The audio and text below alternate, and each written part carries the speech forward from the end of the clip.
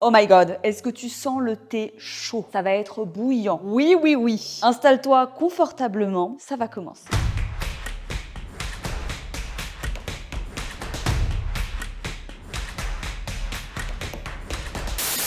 Salut à tous, c'est Justine et bienvenue dans cette nouvelle vidéo. On va découvrir encore un petit peu plus ensemble les coulisses du fitness et le dark side. Alors de base, je devais faire cette vidéo il y a un petit moment. J'en avais parlé dans une vidéo qui était sortie il y a à peu près 10 mois et je me suis dit mais mince, pourquoi est-ce que je ne l'ai pas fait avant? On va parler du phénomène des corps brésiliens. Ces corps qui ont été aussi repris par la famille Kardashian et qui ont formaté vraiment l'image et le prototype de la fit girl à l'international. Cuisses massives, fessiers dominants, taille très fine, abdos sculptés, dessinés et un haut du corps parfois plus ou moins développé. Bref, des physiques hors normes, aux courbes spectaculaires, jugées parfois de proportions idéales, que ce soit dans le milieu du body ou auprès des réseaux sociaux et des stars de télé-réalité. Idéaux, je mets des guillemets bien sûr. Mais avant d'attaquer cette vidéo, pense à t'abonner à la chaîne. À partir de 700 000 abonnés, sortira de manière 100% gratuite sur cette chaîne un tout nouveau programme de transformation physique avec énormément de surprises dans sa composition et sa structure. On a vraiment poussé le projet super loin avec mes équipes, donc j'espère vraiment que ça vous plaira. Un programme complet avec une nouvelle méthode d'entraînement que vous pourrez faire à la maison pour avoir un maximum de résultats et vous transformer pour le printemps. Si on atteint les 700K, bien sûr, on est à 673. Abonne-toi, lâche un like pour soutenir mon travail et le référencement sur YouTube et envoie-le à tous tes amis. Si vous le faites, vous serez des petits sirops d'agave.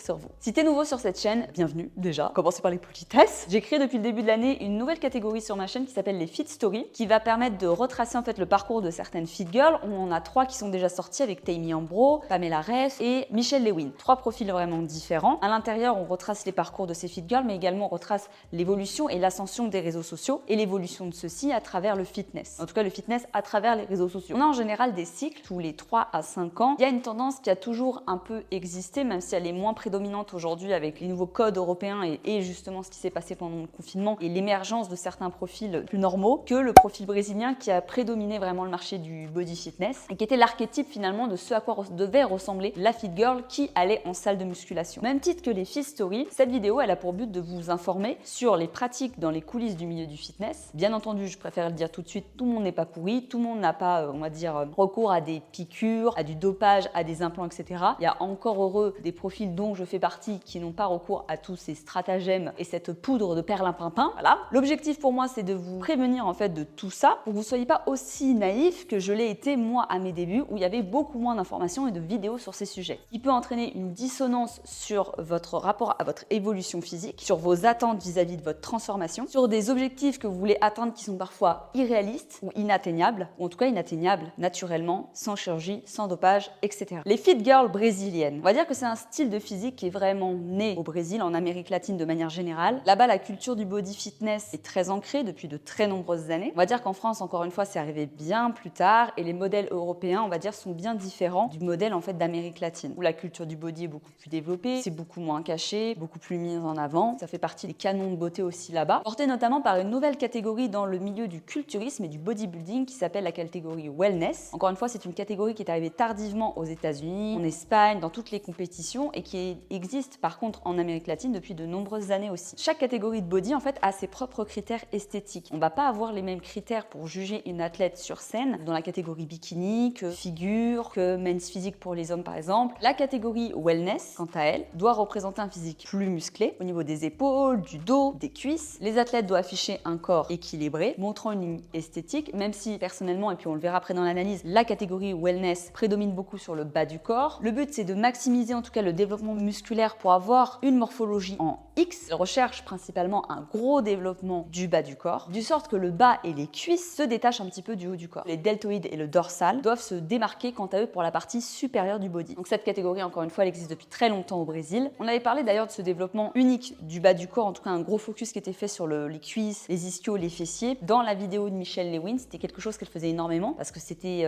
aussi très commun au Venezuela. C'est son mari Jimmy Lewin qui l'a coaché et lui a permis de rééquilibrer rééquilibrer sa shape et sa silhouette. Et ce type de physique, dans les années 2000-2010, c'était ce qui prédominait. C'était la norme, c'était ce à quoi devait ressembler une fit girl. Encore une fois, on était dans un milieu qui était très body au tout début, notamment quand c'est arrivé en France, l'émergence des salles de fitness, de musculation. Et c'est une image finalement qui continue de persister un petit peu dans l'imaginaire collectif aujourd'hui, même si le fitness a énormément évolué. Et c'est souvent ce à quoi pensent ressembler les femmes, les filles, quand elles pensent qu'elles vont aller s'inscrire en salle de fitness, qu'elles vont commencer à pratiquer la musculation. Elles ont peur de devenir trop musclées très vite et de ressembler à, on va dire, des corps de bodybuildeuses professionnelles. Encore une fois, ces profils de femmes sont des athlètes professionnels, des athlètes de culturisme qui se butent à la salle. Avant d'atteindre ce niveau-là, déjà, il faut le vouloir parce que tout le monde n'a pas envie de développer autant ses muscles du bas du corps. Et même si tu as des prédispositions génétiques, physiques qui font que tu prendras plus facilement du bas du corps qu'une autre personne, il faut quand même te buter à la salle. Tu vas pas avoir ce résultat-là en allant faire les jambes 2 fois par semaine, je te rassure. Ce physique représente en général le body goal, gros bas du corps, taille très fine, marquée, ultra tracée, le fameux grande hanche, des formes en bas du corps, la taille bien ficelée et peu de gras. Même si la catégorie wellness accepte un taux de body fat un tout petit peu plus gras dans le milieu de la compétition que d'autres catégories, du fait justement qu'on veut garder ce côté massif et imposant. Faut dire aussi que c'est très culturel au Brésil. Les formes généreuses, les physiques massifs, il y a tout le côté culturel d'un pays et pourquoi en fait que certaines pratiques paraissent plus populaires qu'en Europe, où la mode à cette époque, même un petit peu déjà avant les années 90, c'était Kate Moss, les mannequins longilignes, très minces, avec peu de forme. Pour ce type de physique à la brésilienne, il y a plusieurs facteurs à prendre en compte. Le facteur déjà morphologique, car souvent certaines fitness modèles, athlètes de compétition, qui ont des physiques impressionnants, en plus de leur travail acharné et de leur volonté d'atteindre cet objectif, ont parfois la génétique qui s'y prête. Après, bien sûr, la morphologie, on la décide pas. C'est comme ça, on fait avec. On a tous une morphologie qui nous permettra d'avoir des points forts et des points faibles et des choses à exploiter par soi-même. Pour ce physique type brésilien, la taille fine, ça va venir notamment du fait d'avoir un long buste, des longs abdos, une taille plus fine qui va être marquée par le fait qu'on va avoir des membres plus longs, ce qui va rendre la cage thoracique plus étroite et accentue finalement la taille fine. Par exemple, moi j'ai un petit buste, j'ai des hanches assez larges, donc je vais pas forcément avoir cet effet taille de guêpe, même en séchant beaucoup. Est-ce que c'est grave? Absolument pas. C'est morphologique, c'est comme ça, on n'y peut rien. Ensuite, pour l'effet massif, pour le bas du corps, ils seront favorisés par des filles qui auront le bassin plus large, ce qui va leur permettre de développer encore plus le galbe au niveau des quadriceps. D'ailleurs, cette prédisposition génétique des hanches plus larges, avec des os parfois plus courts aussi, etc., qui va faire que certaines personnes vont rapidement à la salle, même dans les premiers temps, prendre un peu plus de muscle que d'autres personnes et avoir l'impression de gonfler. Même si vous n'allez pas, encore une fois,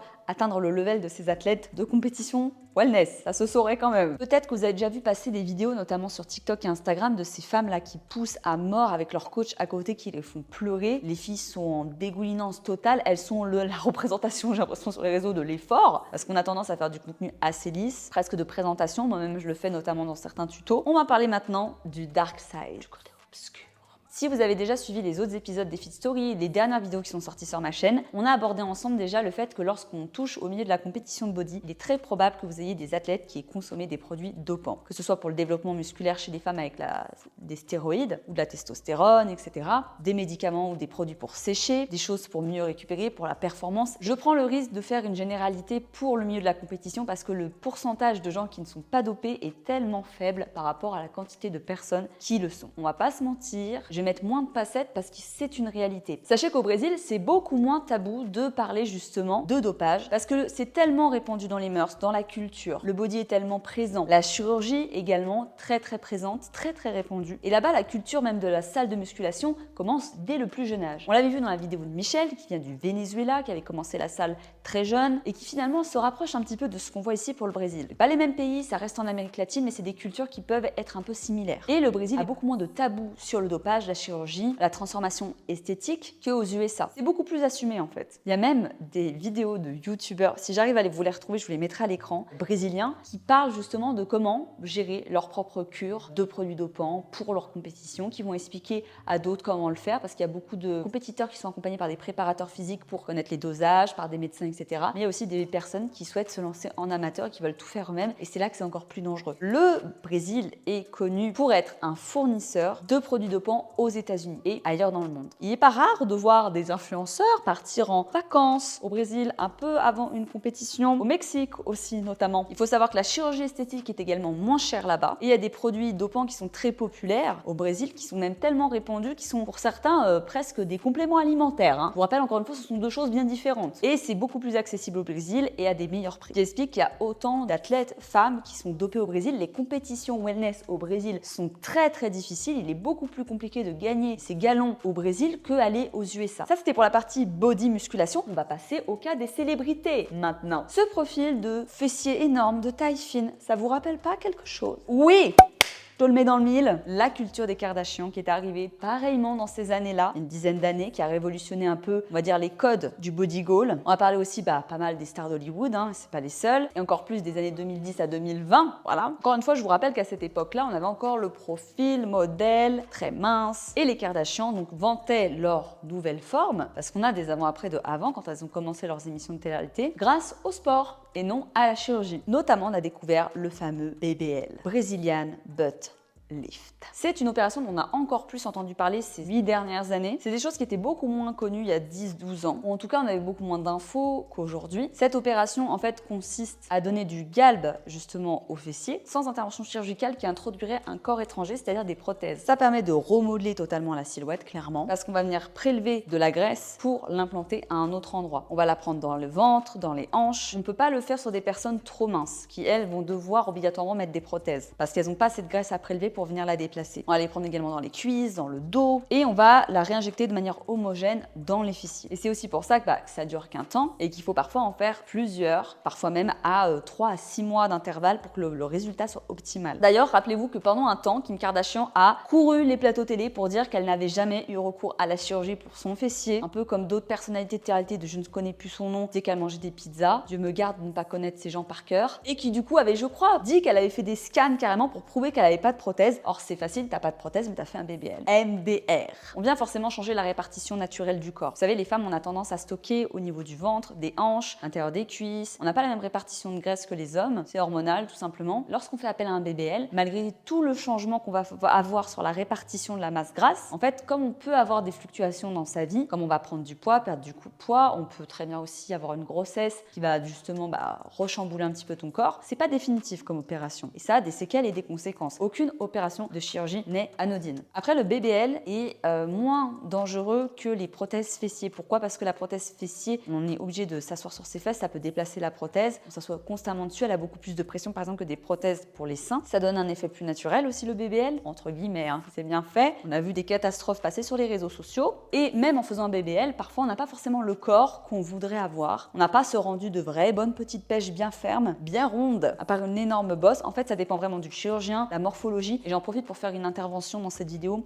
J'en parle de plus en plus sur ma chaîne. Faites attention à où vous allez vous faire opérer. Il y a beaucoup de choses qui se font en Tunisie, au Maroc, avec des suivis post-opératoires qui sont très compliqués, les séquelles, etc. Allez dans votre ville, allez voir un bon chirurgien, regardez les avis sur Internet. C'est trop important de ne pas vous faire opérer par n'importe qui si vous choisissez de le faire. Vous savez, je ne mens jamais, je me suis fait refaire la poitrine. Je suis allée voir un chirurgien à Lyon. Je vous donnerai pas d'adresse, de conseils parce que c'est pas mon objectif. Je répondrai jamais à faire une vidéo sur mon opération. Il y a suffisamment d'infos sur Internet. Allez voir les chirurgiens, prenez des rendez-vous pour demander des conseils, mais s'il vous plaît, ne faites pas n'importe quoi avec votre corps. Pareil, ça a des lourdes séquelles sur votre physique, vraiment. Au-delà du BBL, on a aussi d'autres chirurgies, en tout cas des médecines esthétiques, comme les injections de Yacor dans les fesses. C'est un acide hyaluronique hautement volumateur qui permet aussi d'augmenter les fessiers sans chirurgie et sans prothèse. Il permet d'augmenter le volume de manière modérée, parce qu'il est déconseillé et même dangereux d'en injecter un volume trop important. Encore une fois, vous n'avez pas idée de tout ce qui se passe dans le fitness. Si je passais mes journées à faire des listings des filles où on a vu des avant-après de manière hyper rapide en l'espace de quelques mois sur des profils qui étaient déjà très